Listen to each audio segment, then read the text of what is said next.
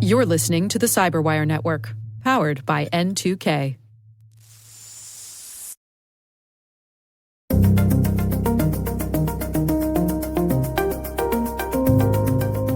I do carry a smartphone, but I will say this. Location is only on when it's needed and then it gets turned off immediately. Same with Bluetooth, same with Wi-Fi. And the first thing you do when you get any new bit of kit is go through and see what's extraneous and take it out. Hello, everyone, and welcome to the CyberWire's Hacking Humans podcast, where each week we look behind the social engineering scams, phishing schemes, and criminal exploits that are making headlines and taking a heavy toll on organizations around the world. I'm Dave Bittner, and joining me is Joe Kerrigan from Harbor Labs and the Johns Hopkins University Information Security Institute. Hello, Joe. Hi, Dave. We've got some good stories to share this week, and later in the show, Carole Theriault speaks with Ian Thompson from the Register about why he has no IoT in his house, along with his advice for those who do.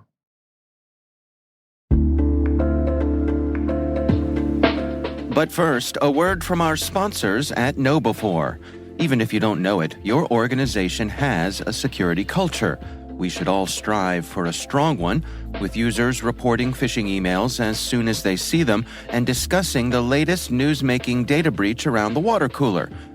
But we also live in the real world. Many organizations likely have a security culture that could use some improvement.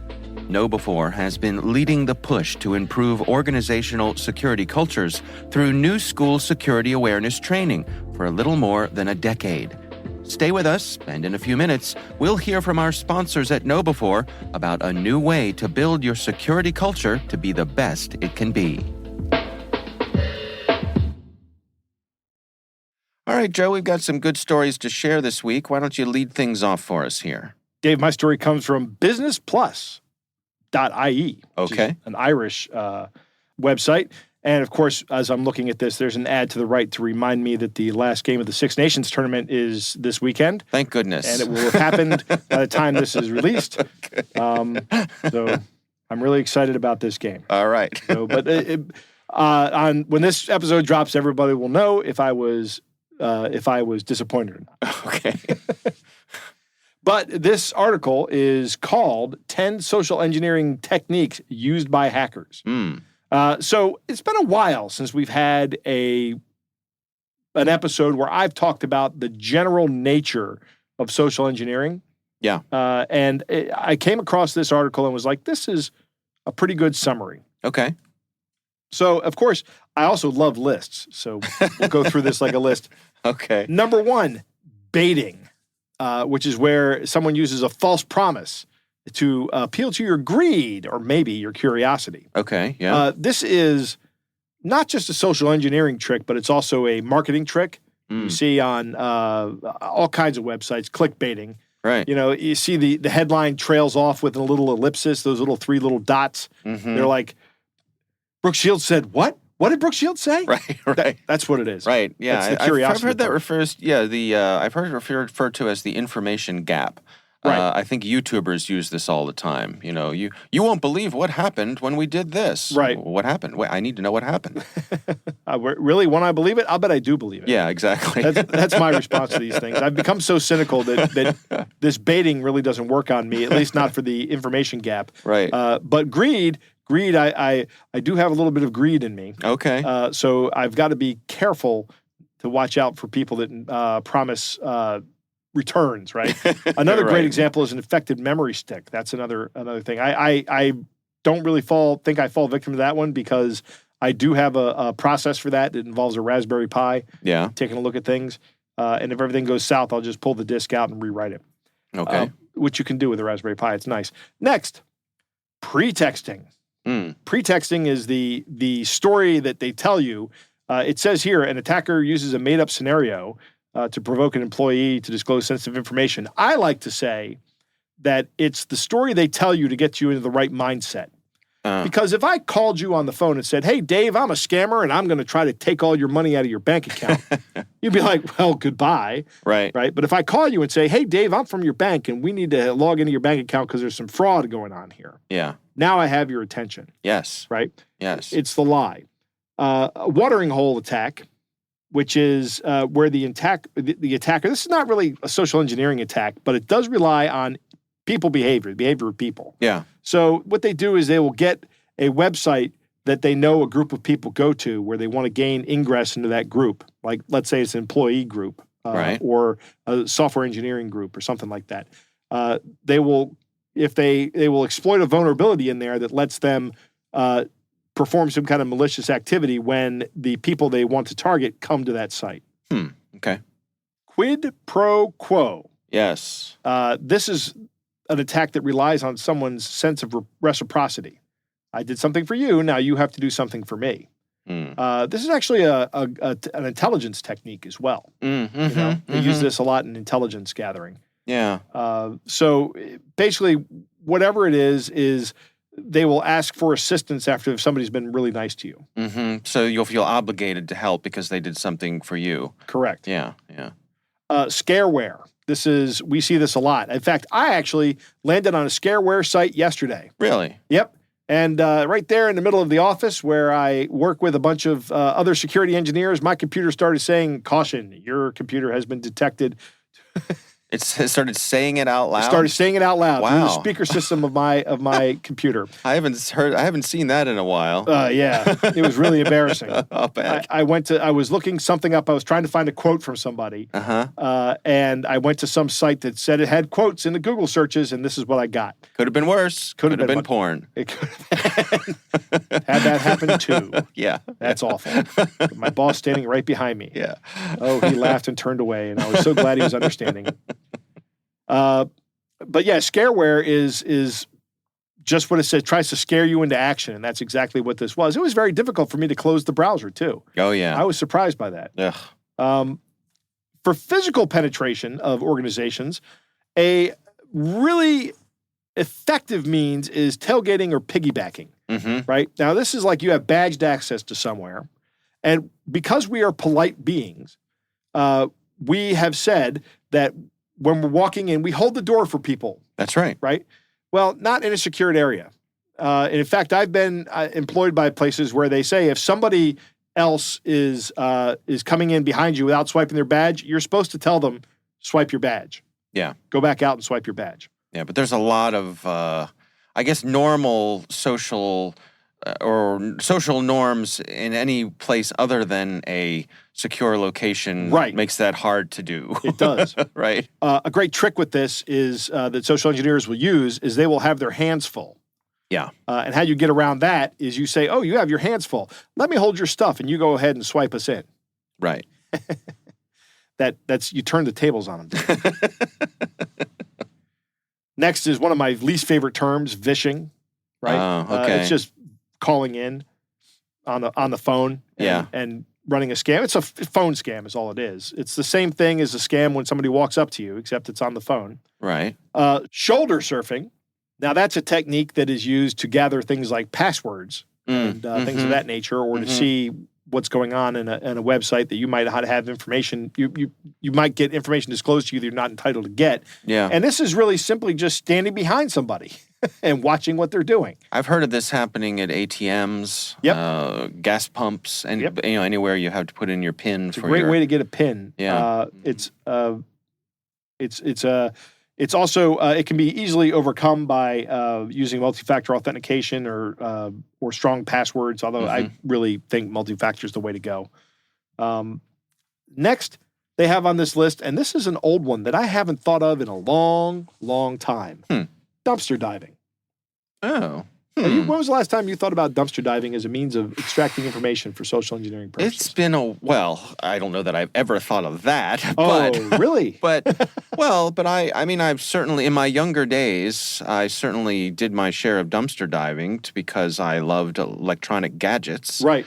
And dumpsters were often great places to find things that other people didn't need anymore, but could be of great use to me. Sure. So, yes, I have found frightening things on people's discarded computers that they did not know they were throwing away. Yeah. So. Yeah. Whenever I'm throwing away a computer, I take the hard drive out and I take the platters out and smash them with a hammer. Now, I thought I was nuts for doing this, but I heard another one of my coworkers doing that with the chips on a SSD recently. He was just hitting them with a hammer in his office. I walked in there. What are you doing? He says, "Oh, I'm just destroying this hard drive." I'm like, Oh. Yeah, I feel vindicated. Okay. Very good. Now, keep in mind, I work in a security company. So Yeah. it's these are the kind of people. And the last item on this list, rather, not the last list in this list. The last item on this list is deep fakes, which are essentially synthetic media. We've talked about them a lot in this show. Yeah. In the past, I have said I was not too terribly concerned about this, but I am very concerned about this for the upcoming election cycle. Oh, I think, the audio that you played me a couple episodes ago, people can go back and listen to that. That is remarkable and how good it is. And it's only going to get better from here. Yeah, well, we saw a story recently where a researcher was able to log into his bank account using a synthetic version of his voice. Huh. Yeah. That's terrifying. Yeah. Yeah. So here we go, everybody. But I'm with you. I mean, up until that point, I was pretty skeptical of it. Right. Especially the notion of using deep fakes for any kind of real-time interaction. But I think we're at the point now where that's plausible. Yeah, it's definitely plausible. The stories are starting to come in where people are doing that. So I'm not sure how we get around that one, but it's certainly one to keep an eye on. All right. Well, we will have a link to that story in our show notes. My story this week, actually, I'm kind of using a press release from the FTC, the Federal Trade Commission, as a point of departure for us here. Okay. So the FTC just finalized an order. They required the makers of Fortnite, the Epic Games folks. Epic Games, yes. Yep. To pay $245 million for tricking users into making unwanted charges. So we're talking about dark patterns today, Joe. Huh. So the FTC has a settlement with Epic, and basically they're saying that Epic had all kinds of dark patterns in their games to get people to make unintended purchases in the games. They also said that Epic made it way too easy for children to make purchases while playing Fortnite without requiring any consent from their parents. Huh. And then also Epic, according to the FTC, if you disputed unauthorized charges on your credit cards, Epic would lock you out of your account to play the game.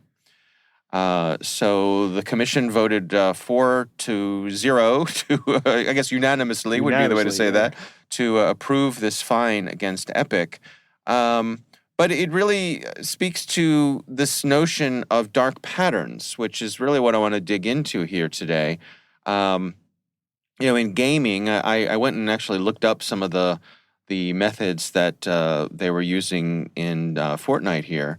And in gaming, a lot of the dark patterns will be, like, let's say, for example, you're playing a game and you want to buy some coins to use in that game. Right. Right. In Fortnite, those are called V-Bucks. Okay. So you go to buy those, and there'll be a selection, there'll be a spectrum of things you could choose. Right. But the one they really want you to choose is already highlighted. Right. It's ready to go. Yes. Right? It's there.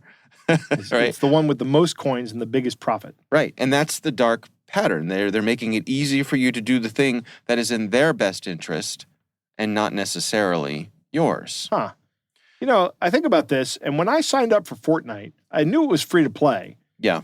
But I could buy some V-Bucks that would let me play with to get the rewards for the season. That's how they do this. You pay a 950 V-Buck price to play for the season. And in the season, you will get more V-Bucks. Okay. Usually around 1,500 V-Bucks. Okay.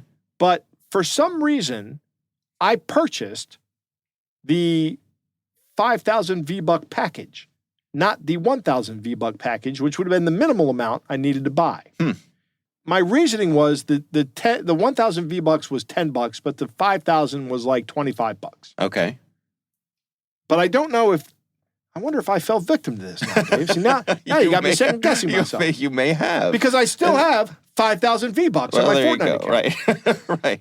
Right. And that's how they get you. That's how they get you. Yeah. So there are lots of examples of this. I was doing some other, looking around, poking around for other examples of this. And I think one that we probably all know about is when you want to get something done, and let's just say it's something you want like a PDF reader or something like that. You want some little innocuous utility that you have some sort of technical itch that you need to have scratched. Yes. And you want to do it quickly. You want to do it now. You want a single function tool that'll just do that thing. Right. So you go to the website with the box of software pictures on the site. Right. And so you go to, let's just say I'm on my mobile device and I go to Apple's App Store and I say, I need a PDF reader, and I search for it and the thing comes up and it says, good news, right? Here is a free to use PDF reader just for you. Install it and all your problems will be solved. Right. And I think to myself, this is great.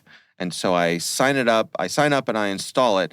And somewhere along the lines, in the microscopic print, chances are it said, this item is free to use for 5 days. After that, you'll be charged $5.99 a minute. Right.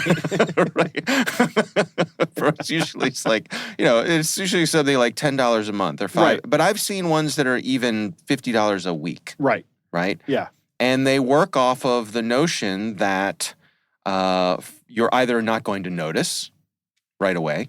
I'm going to notice $50 a week, Dave. Well, but so that's a really good point. So some of them will try to keep it below a threshold where you're going to notice. Right. You're going to notice $50 a week, but you might not notice $5 a month. That might be below your noise floor of, is this worth my time? Yep. Right? And so let's say they get you for $5 a month. And how long is it going to take you to notice that they're bleeding you for $5 a month? They're hoping you never notice. Right. And you pay $5 a month for the rest of time. If I can get 1,000 people to do that, that's $60,000 a year. Exactly. And so they're counting on the fact that you're going to forget. Now, my way around this typically is I'll set a reminder for myself.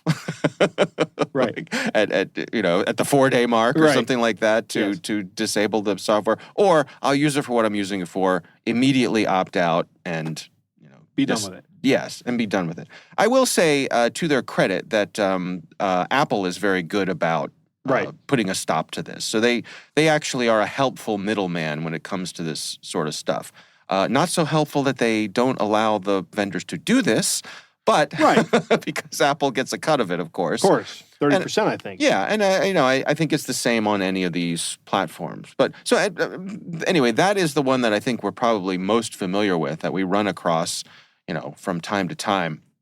I also came across a website that I will include a link to in the show notes, and it's called Deceptive Design. And it is a website that is dedicated to this stuff. And they have a section on their website called the Hall of Shame, which is just delightful if you're into this stuff. They collect a list of places where people are doing this. I'll just read a couple of them. There's one here from an airport where after you prepay for parking, you hit a button that seems to be a continue button, but it actually tricks you into subscribing to unrelated services. Nice. Yeah. Right? Things like Skype tricking you into uploading your entire address book. We talked about that last week. Yeah. Has a dialog box that has no option to refuse. That is just infuriating. Well, how do you not do that then? Well, that's the thing. Right? Instagram doesn't allow you to keep your account deactivated. It reactivates your account and doesn't allow you to deactivate it again. It says, sorry, you can only disable your account once a week. Try again in a few days. Isn't that great? That makes me want to... No, it's not. I was going to say something violent, but I'm not going to say something... Yeah. Well, I want to punch somebody in the face, and I was going to name somebody, but I'm not going to do it. Right. Everybody knows what I'm talking about. Yeah, so that's... But...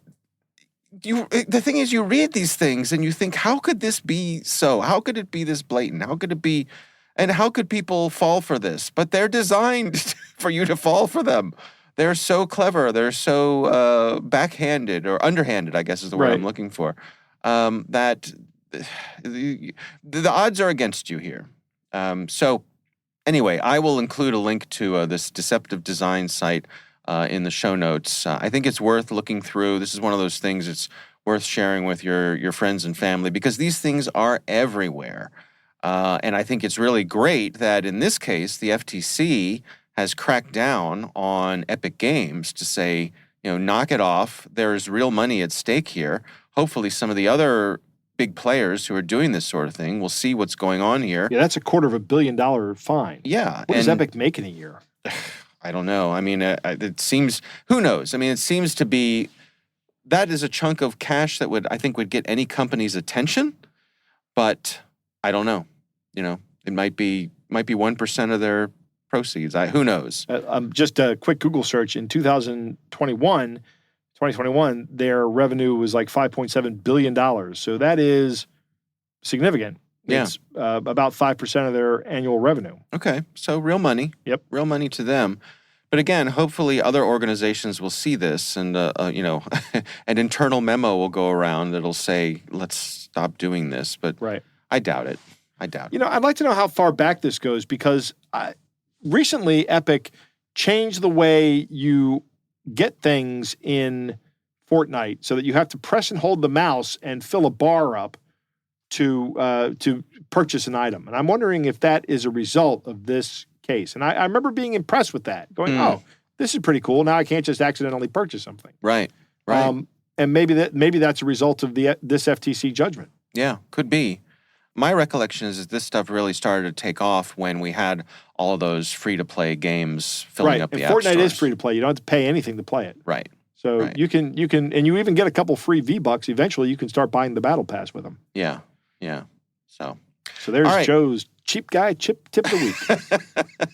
So we will have a link to both the FTC's announcement here and then also that Deceptive Design website where you can check out their Hall of Shame. That's a good website, by the way. It's got some awesome stuff in it. Yeah. All right, Joe, it is time to move on to our catch of the day.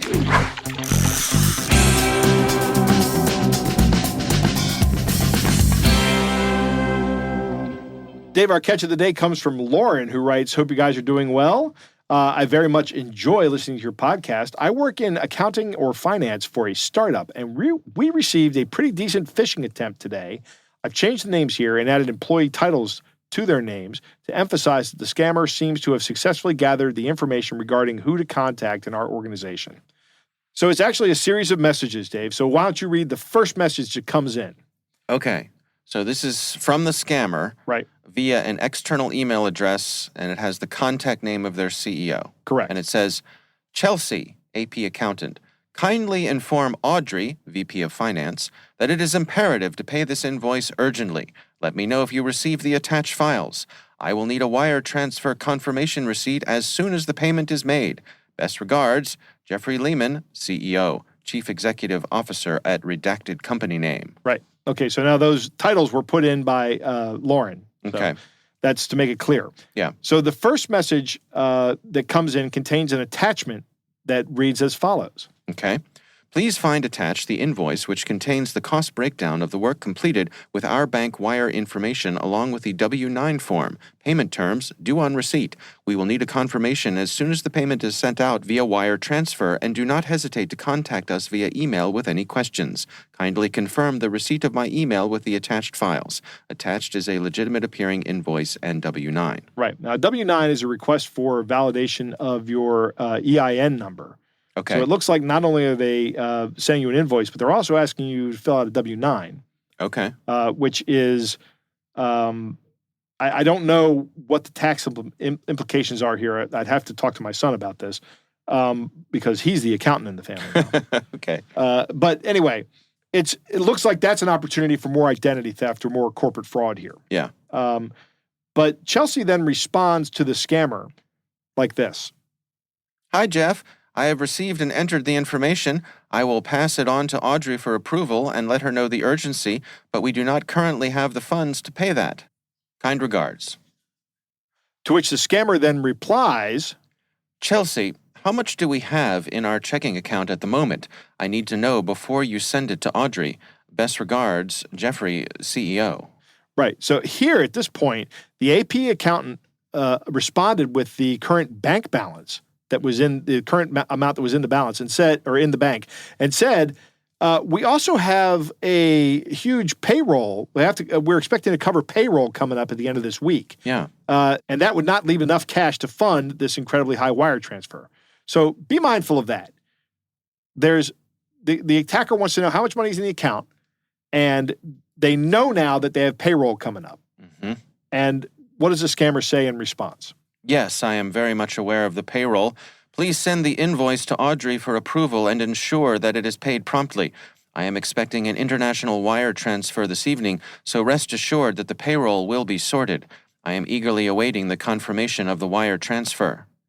So at this point, the AP accountant forwards this email to the vice president of finance, Audrey, in this pseudonym of Audrey, who noticed the phrasing of the email was a little weird and that the email was coming from an external address that was not the CEO's.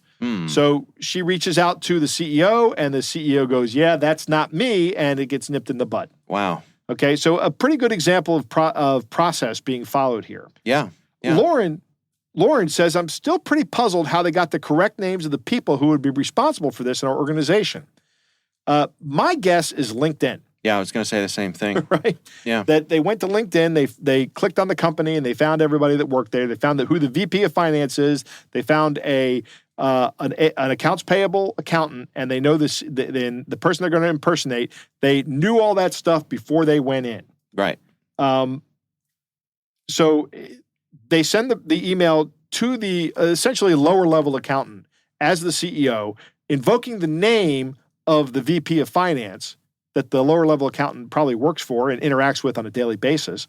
And then continued along with this process that was actually successful for a period of time. Yeah. Lauren says she also finds it fascinating that they asked the current bank balance. Mm-hmm. This is another common thing that actually goes back from check scams, right? If you get a hold of someone's checkbook and you write yourself a $10,000 check, then, or let's say you write yourself a $1,000 check, and you walk into a bank and you say, here's a $1,000 check this person has written me. And the person says, well, they don't have $1,000 in their account. And you go, well, how much do they have in the account? I can deposit the money to cover it and get it out. So let's say they have $500. So you say, I'll put $500 in, and then I'll take the $500 out and settle up with the $500 for the person later. Right? That's a it's a common old scam. I don't know if it still works anymore. Right. It was one of the ones that used to work back in the days of check cashing scams. They're probably still around. So the scammer here is asking what the bank balance is because they need to know how much money they can get out of the company. That's why they're asking that question. Yeah. Finally, Lauren notices that the person really projected a lot of I'm the CEO confidence with, yes, I'm very much aware of the payroll. Yeah. In the response. I agree with that 100%. That kind of comes off as intimidating. And you might hear that might be what you hear from the CEO. Right. And then they come up with a plausible explanation as to why they're not worried about it. We got another international money transfer coming in this week. It's all going to be good. Yeah. These guys are perfectly happy to screw everybody at this company out of their paychecks. That's what I wanted to come to. That these people are horrible people.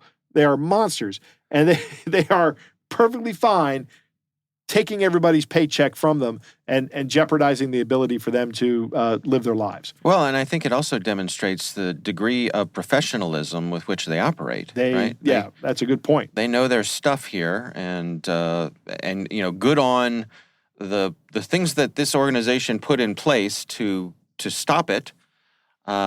Because you could very easily see how this could have gone through. Correct. And I want to thank Lauren for sending this in, and I hope that Lauren may not also be your real name, but if it is, thank you, Lauren. Right. Even if it isn't, thank you. Yeah. And we would love to hear from you. If there's something you'd like us to consider for the show, you can email us. It's hackinghumans@thecyberwire.com.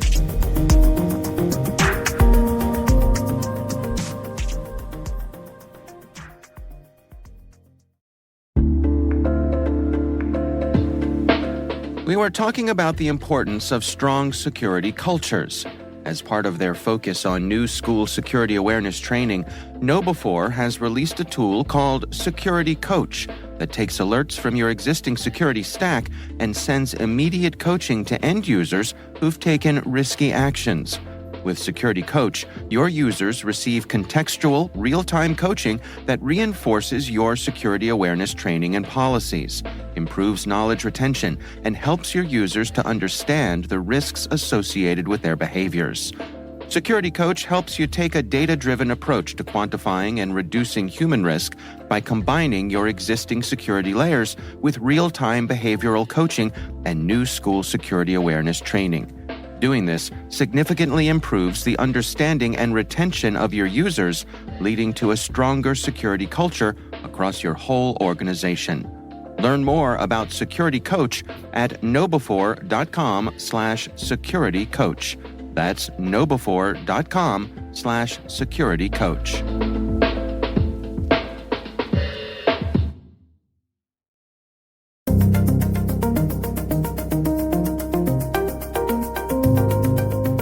Joe, it is always great to welcome Carole Theriault back on the show.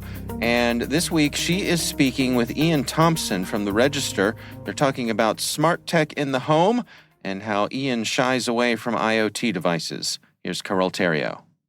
Today, listeners, I have the pleasure of speaking with Iain Thompson, a seasoned tech journo at the Register, and a person I've known for decades. I was going to say quite literally decades in our case.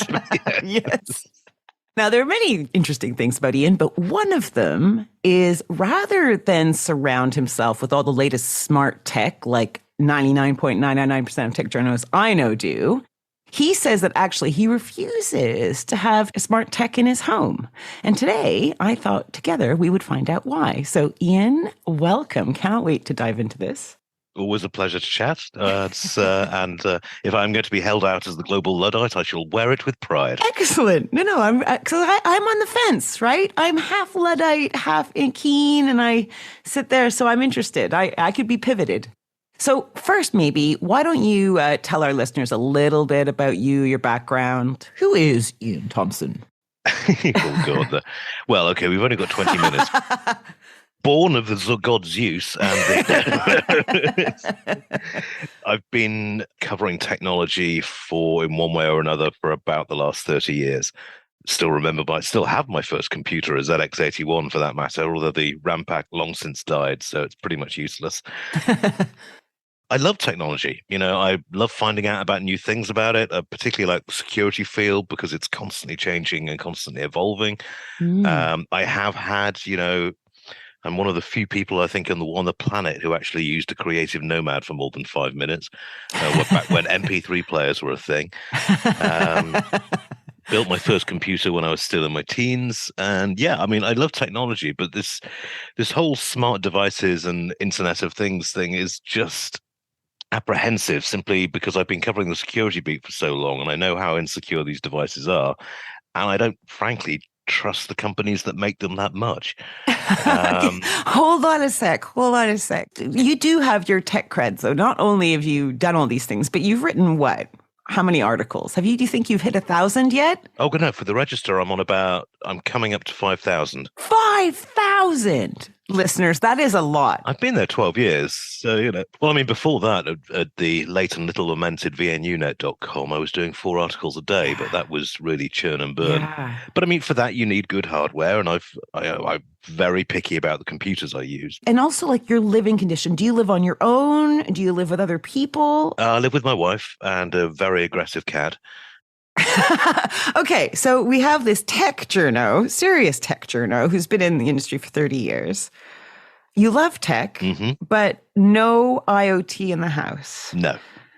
I've got these things called fingers. They're really good. If I want to adjust the thermostat temperature, I can go and press a button or rotate a dial, as it was in the last house. Are you jealous of the people that can do it from their car?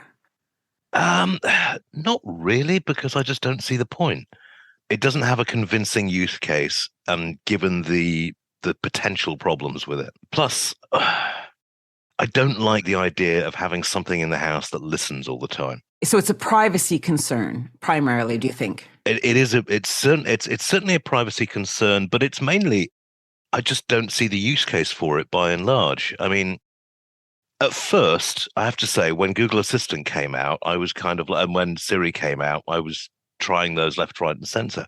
Right. But then I started to notice that, because I'm an Android user, and I started to notice that when I was saying okay to someone in conversation, the screen would light up and it would say, okay, Google, right, but tell me something that's, that needs to be done. And that started me thinking about, well, hang on, how could this be abused? Do I really need it?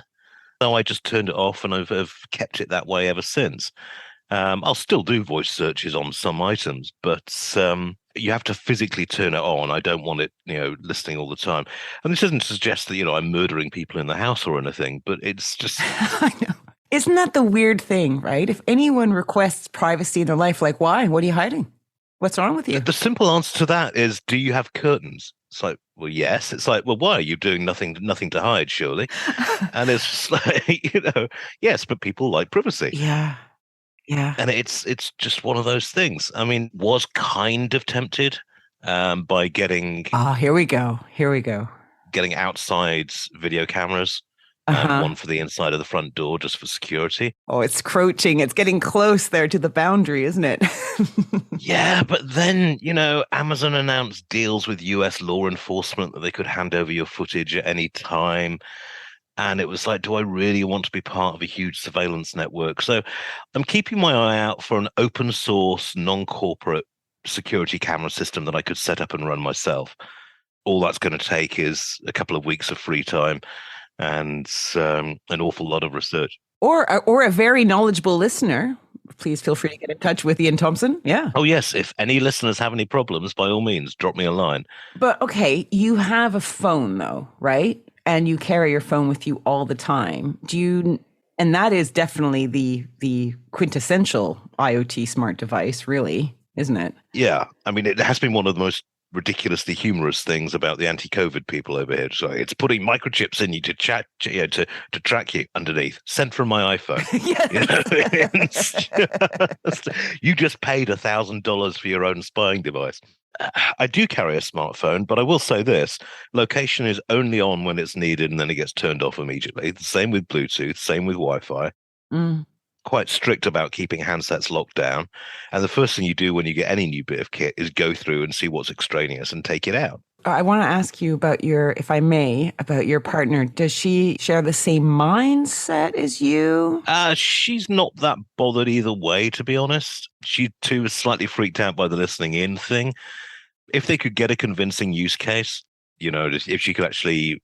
The one use case, which I haven't shown her because I know she'd be way too tempted for, but a friend of mine has an automatic cat feeder with a camera in it and a microphone, so he can call the cat to the cat feeder and feed it on time. I think she might go for that. And that's like exactly the kind of kit that would be more likely to have security flaws, simply because it's an industry so far removed from that of, cyber and IT security, isn't it? Exactly. And it's the last thing they think about. Right. Okay, case in point. I went to a DEF CON briefing a few years back where they looked at smart home locks, the where you come in and you press the app, there's no to get your key out. Out of 12 smart locks, 11 were broadcasting the code in plain text. All you needed to do is stick a receiver on a bush outside the house, wait for the person to come home, and you got the key to the house. The one that did actually encrypt its signal was so flimsily built you could open it with a screwdriver. I take physical security seriously, but also data security. And yeah, I think, as I say, I've written an awful lot of stories about these IoT devices that security, it's kind of Windows 98 levels of security. It just wasn't built with that in mind.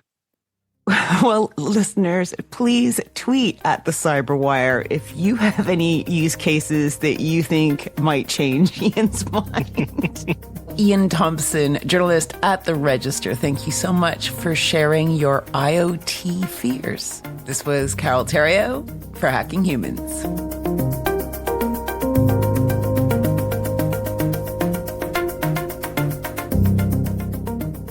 Joe, what do you think? My favorite term? Global Luddite. I was worried about my Ludditeness. Is that a word? I don't even know. Ludditude. I could go on about this. I won't. But I was worried about me being perceived as a Luddite last week and talking about that when I was worrying about cloud technology. One of the things I absolutely love is that Ian's first computer is a ZX86, or 81 rather. I still have my ZX81, the old Timex from Sinclair. Oh yeah, I remember. It was. Did you ever have one of those? I did not. No, my first computer was a TRS-80. Okay. But at the same time, I certainly remember them. Yeah, real keys on the TRS-80. Yeah, we were living large. Yeah. The ZX81 just has like what they called a peanut butter keyboard. The membrane. Yeah. Yeah, the membrane. It was terrible. It was. But you could enter entire basic commands with one keystroke. Mm-hmm. That was nice. Mm-hmm. Ian makes a really good point that the use case for a lot of these things is just not convincing enough. And he also says that he doesn't trust the companies that make these smart things. Yeah. And those two go hand in hand for why I don't have very many IoT things in my house either. Mm-hmm. I don't have an Alexa device. I do have a Google Home thing, you know, one of those Google Home speakers. Yeah. Still in the cellophane. Okay. Somebody gave doing it to a lot me. of good. Yeah. Somebody gave it to me. I don't want to set that thing up. I remember when Alexa came out and I went to my wife and I said, hey, look at this cool thing. We'll be able to talk to it. Mm-hmm. And my wife is like, I can't believe you of all people wants to put a bug in your house. I'm like, good point. That's right. Right. I have turned off my Google Assistant as well, but not because of privacy concerns, although it's kind of a benefit. I have found that the product is just a terrible product that does not work. It is garbage from front to back. It never gives me the right answer to any question I ask, and I hate it. So that's why I got angry one day and turned it off. All right. Never looked back. I said, you know what? And I'll enjoy the privacy. Thank you. Yeah. I still do have my location settings on. Mm-hmm. I share my location with my family. Mm-hmm. So there's a use case for that. Yeah. That I see value in. But I like his comeback to the question about why do you want all this privacy? What are you afraid of? And his comeback is simply, do you have curtains on your house? Mm-hmm. You know, well, what are you afraid of? Mm-hmm. That's a great analogy, a great analogy question.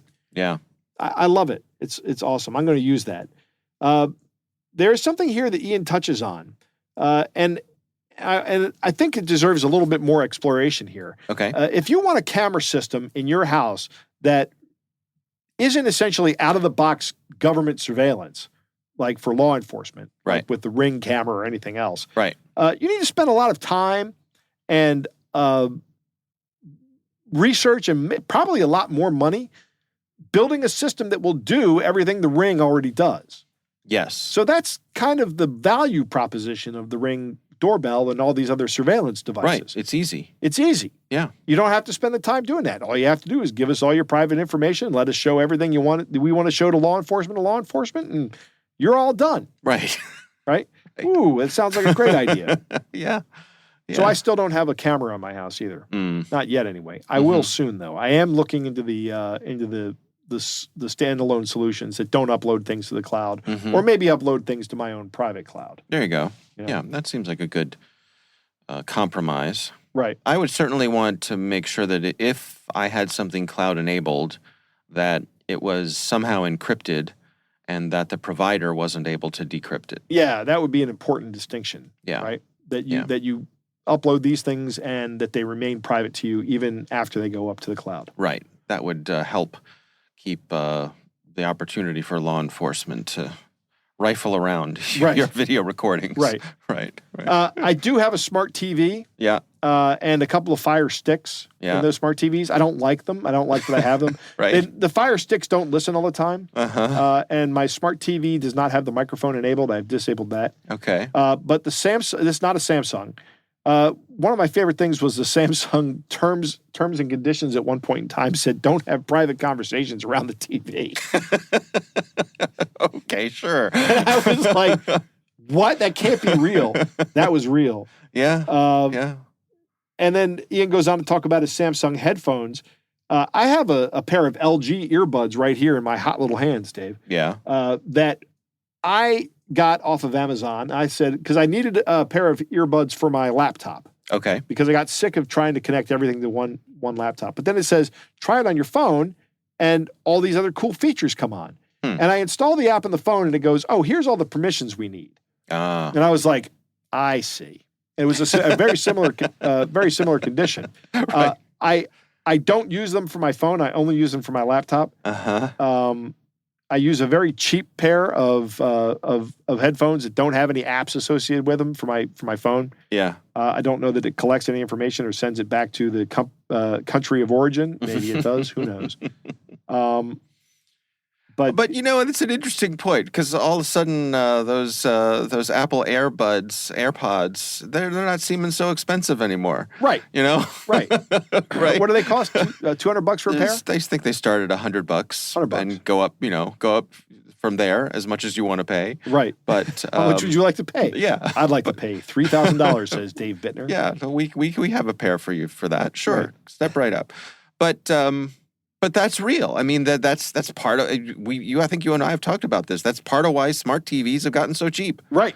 Because they have a way to make money on the back end. Right. All the data that they provide. Yeah. Wouldn't it be great if I could just buy a 55-inch monitor that doesn't have any of that intelligence built into it and put my own computer into it? Yes. Sure, that's going to cost you $5,000. Right. Exactly. Right.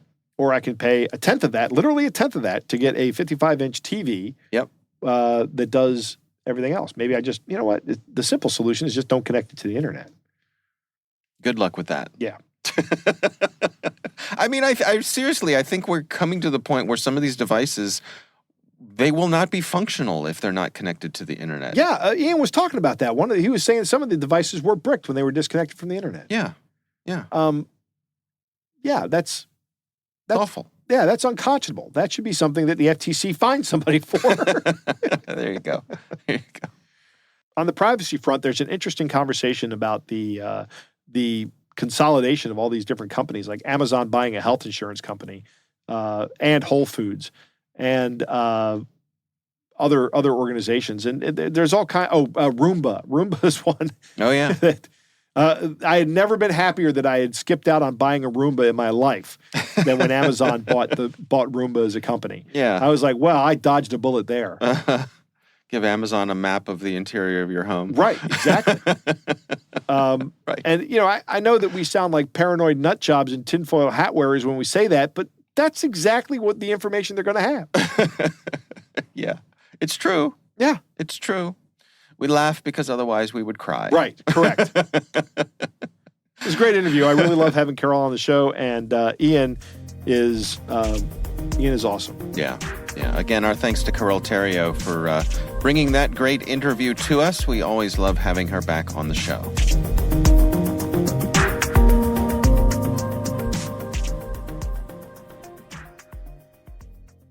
We want to thank all of you for listening, and of course, we want to thank our sponsors at KnowBe4.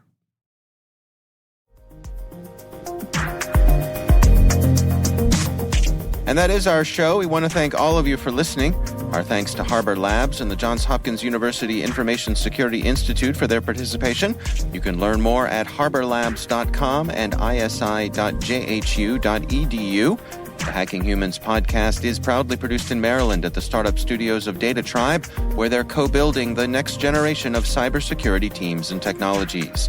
Our senior producer is Jennifer Iben. Our executive editor is Peter Kilpie. I'm Dave Bittner. I'm Joe Kerrigan. Thanks for listening.